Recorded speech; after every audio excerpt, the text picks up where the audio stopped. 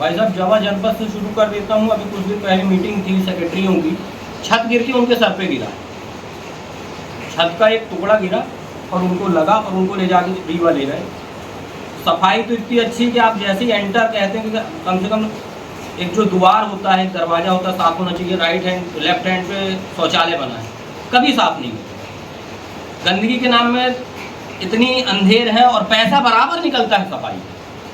पैसा में कमी नहीं है निकलने में, ना कागज़ में निकलने में कमी है, ना पैसे में। यही हाल तहसील का है।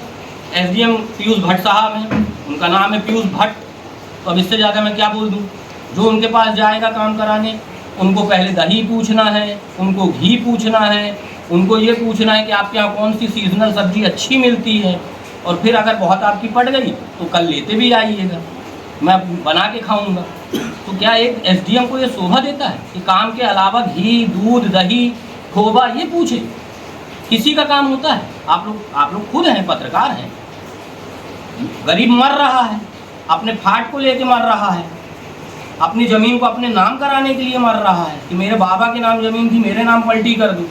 इतने के लिए वहाँ पे बैठे हुए हैं दलाल, कोई 2000, कोई 5000, कोई 10,000, जैसे मुर्गा फंस गया उसी तरह हलाल कर दिए।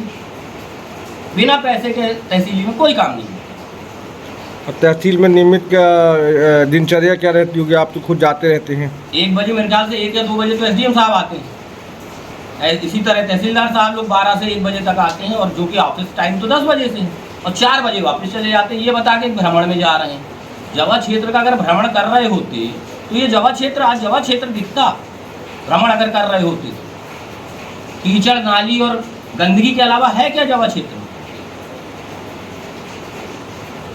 अगर वो भ्रमण कर रहे होते तो। विधानसभा में ऐसे कौन से मुद्दे ऐसे लगते हैं कि जो आपके मतलब विकास कार्य नहीं हुआ? बीजेपी तो बहुत हल्ला मचा रही है कि हमने विकास किया सिरमौर विधानसभा में। सिरमौर विधानसभा में घाट नीचे तो विकास आपको भी पता है कि कहीं कुछ नहीं है। यहाँ तक कि जो ब्रिज पुल है आज 50 साल पुराना से भी ज़्यादा होगा, तमस नदी के ऊपर, उसके ऊपर बिना एनसीसी के पास उसका वो भी नहीं था, एनओसी भी नहीं थी ब्रिज कॉर्पोरेशन की। उनने पाइपलाइन बिछा दी। पाइपलाइन की वजह से 4 मौतें हो चुकी हैं। आज तक उसमें फेंसिंग नहीं कराई गई। मैं तो विधायक जी से भी एक आध बार चर्चा किया था कि किसी तरह उसकी फेंसिंग करा दी। रोड है नहीं। 7 करोड़ का टेंडर हुआ, लीपा पोती किए, बीजेपी के ही ठेकेदार हैं। अब मैं क्या बोल दूँ, आप लोग सब जानते हैं कहाँ कौन सा, और जो बना के गए वो भी उखड़ के ख़त्म है। तो बचा क्या? प्रशासन है, बीजेपी की सरकार है, केंद्र में सरकार है, मंत्री हैं, प्रधानमंत्री हैं, तो ये कर क्या रहे हैं? मैं तो इतना ही जानना चाहता हूँ, कम से कम उस ब्रिज पुल में जो ल्हासें मारी हैं, लोग बाग बह गए, वो तो बचे। खिलवाड़ में 4-4 साल के बच्चे मर रहे हैं। रोड में जो आवारा पशु घूम रहे हैं उसके विषय में आप क्या हैं?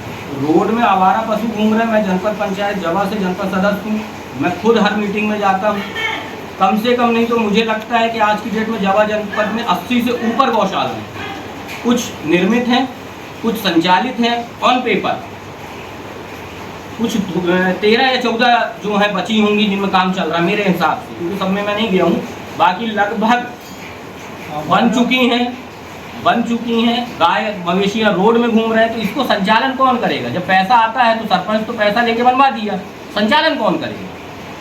तो ये बिल्डिंग और सरकार का पैसा क्यों बर्बाद किया जा रहा है? एनसीसी के द्वारा जो रोड खोदी गई हैं उसमें आए दिन दुर्घटना होती रहती है, उस विषय में आप क्या कहें?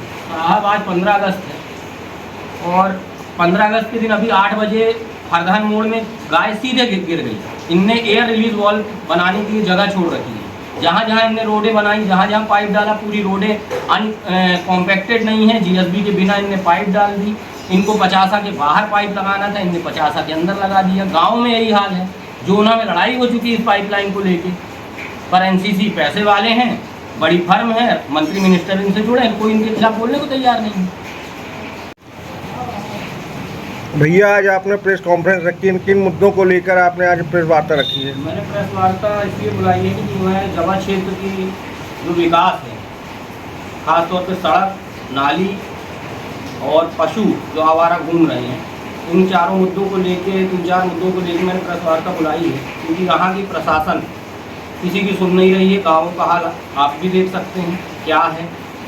सड़क है तो सीमेंटेड रोड नहीं है, कीचड़ से भरी हुई है। लोग अपने किसी भी परिवार में कोई अगर बीमार हो गया तो उसको कहीं ले जा नहीं सकते। और 80 साल हो गए देश को आज़ाद हुए आज से, उसके बाद भी कई ऐसे ग्राम पंचायत की रोडें हैं जो अभी तक उनको बनाया नहीं गया। लोग बाग कीचड़ में चल रहे हैं और बरसात में यहाँ तक कि खड्डियों में अपने यहाँ की जो प्रसूति महिला होती हैं या कोई बीमार होता है तो उसको लाद के ले जाते हैं, 4 कंधों में बिना मतलब जीते जी ले जाना पड़ता है। तो मैं ये पूछना चाहता हूँ प्रशासन से, प्रशासन क्या कर रही है?